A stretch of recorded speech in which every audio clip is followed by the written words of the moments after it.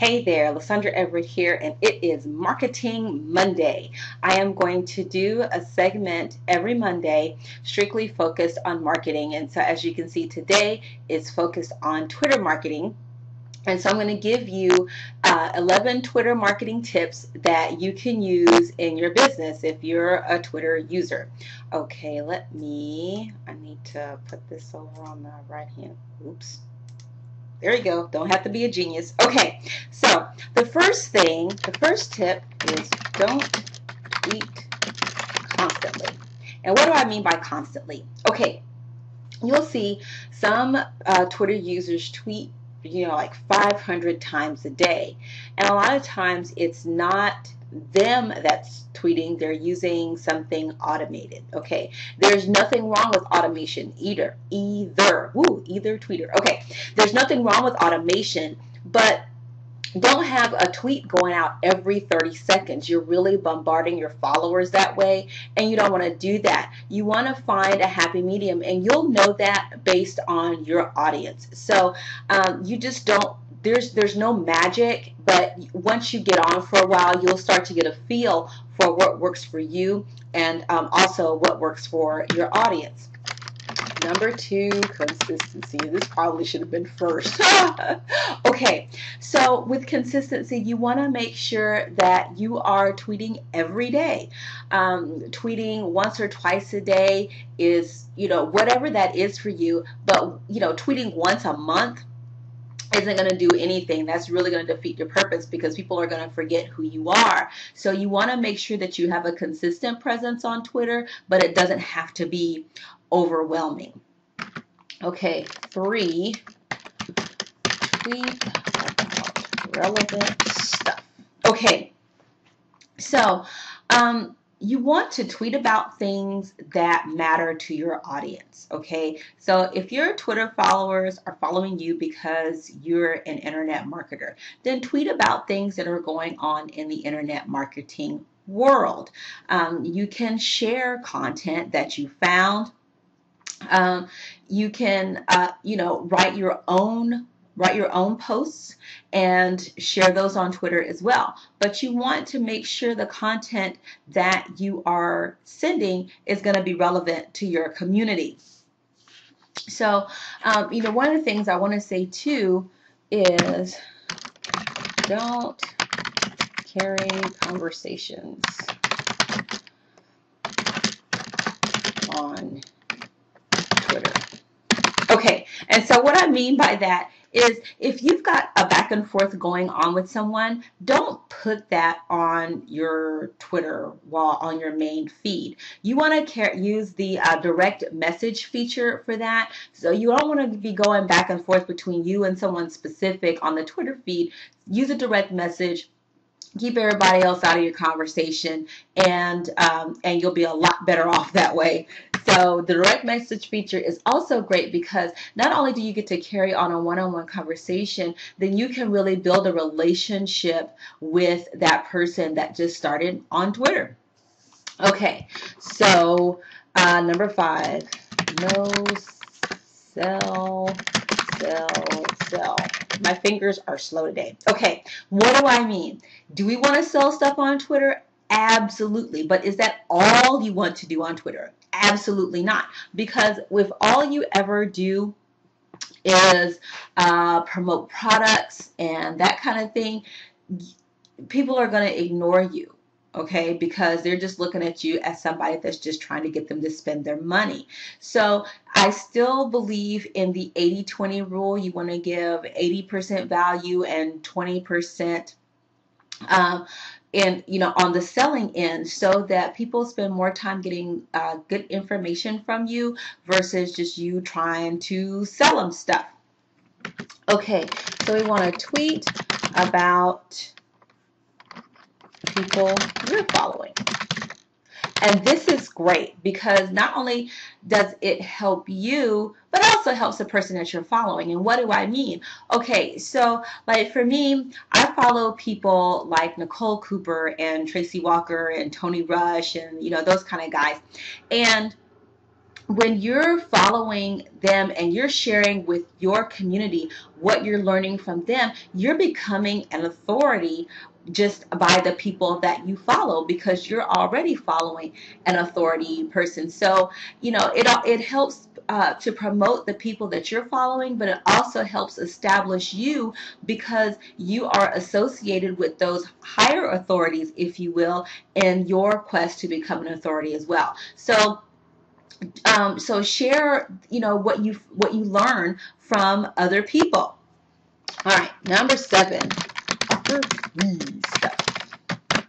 Okay, this is great because this is definitely providing value to your community, and we're not talking about just offering your own free stuff.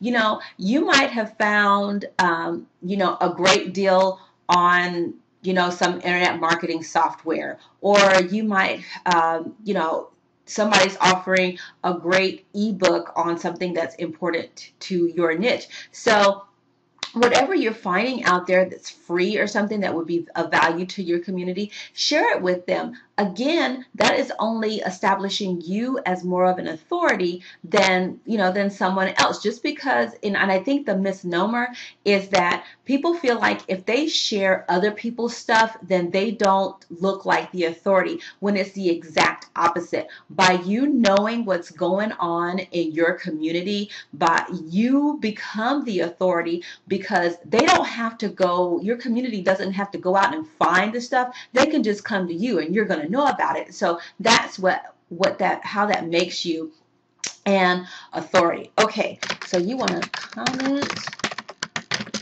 on current events. Okay, so whatever your niche is, you want to make sure that you comment on current events that's going on in your industry. So, like if you're a music person, then like the Coachella Music Festival just happened. If you're into internet marketing, there's the South by Southwest event that happens. So if you've got events that are going on, if there's something in the news, I think there was something big about AOL and a whole bunch of people got in trouble, so by commenting on those current events, again, you are still helping your community see you as the authority, because you know what, you're just the person that knows what's going on. So by you commenting and saying things like hey, such and such is speaking at this event, and this is what they're going to talk about. Or you may have seen someone, Ryan Dice, for instance, had an event. You may have gone to that and be like, wow, such and such was a speaker there, and this is what they talked about, and I thought this was a real profound moment. So take whatever current event is going on in your industry and make a comment about that, what your thoughts are on that. So, okay, what's next? We're going to talk about lifestyle for a minute. Okay, so lifestyle can be great, because here's the deal. In your following, when you're building your following, you want them to want to be you, right? That's how followers happen, because you have something that your followers want. And one of those things is lifestyle. So for instance, if you are, I'm an internet marketer, so that's what's relevant to me. So if you're an internet marketer and you're building an online business, then you want to sell what your lifestyle is like. You could be taking a walk in the park on a Monday morning at 10 a.m. Well, where is the rest of America on Monday morning at 10 a.m.? They're at work. So when you're tweeting things like, oh, it is so great to be able to enjoy taking a stroll in the morning, it's 10 o'clock, blah, whatever. And so people are going to wonder, well, how in the world is she able to be walking in the park at 10 o'clock on a Monday morning when I'm sitting here, behind this desk looking at my Twitter feed on my phone at a job that I hate? They're going to want to know what you're doing. When you share, I don't don't care if you're having a barbecue, just, and talk about the people that you're hanging around if you're going to an event. And so you want to share those lifestyle things that make people wonder what it is that you're doing, that you get to do those things, because they're going to want to do them too.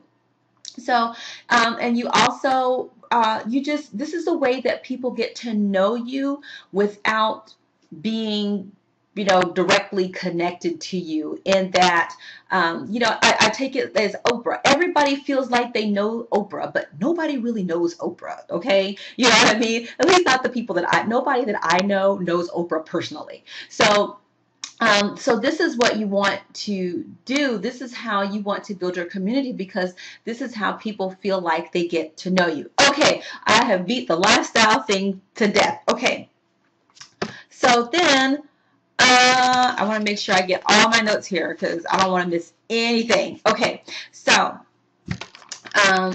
find content to share.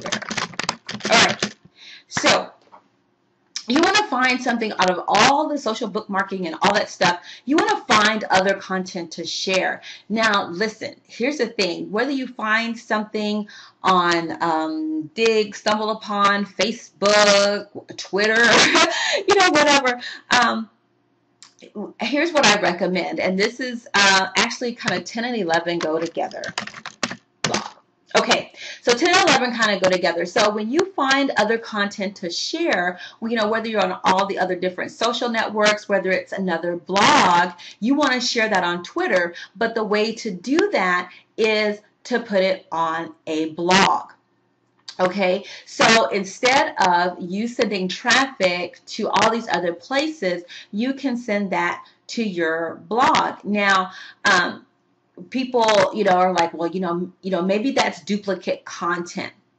And so here's what I want to tell you. When you find something that's interesting for you, A, you can either rewrite it, or B, you can share some of it and link to another link to the original post, which is also called curating. And you can do those things without having the duplicate content effect.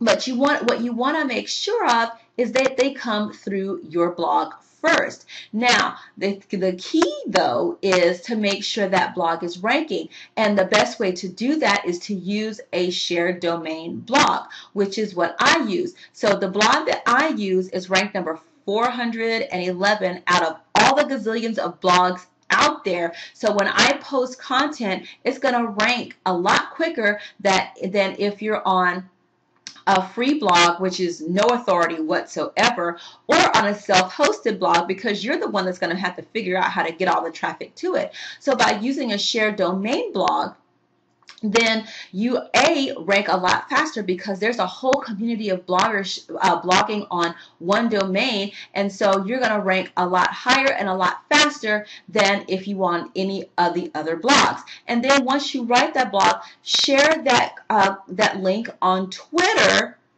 to help also bring eyes back to your blog, and it's going to rank very well anyway. So, whew, 11 Twitter marketing tips. There you go. So here's the next thing for you to do. Listen, like I said, I blog on a shared domain blog. So the next thing that you need to do is click on the link below and put in your email address and find out about the shared domain that I use, because you know what? It's helping to keep me at home. It's also brought in $4,000 last month, and all I've been doing is providing value to people. So you just need to click on the link below, put in your email address, and learn about our system. Okay, this is Lysandra Everett signing off, and I will see you on the next video. Bye.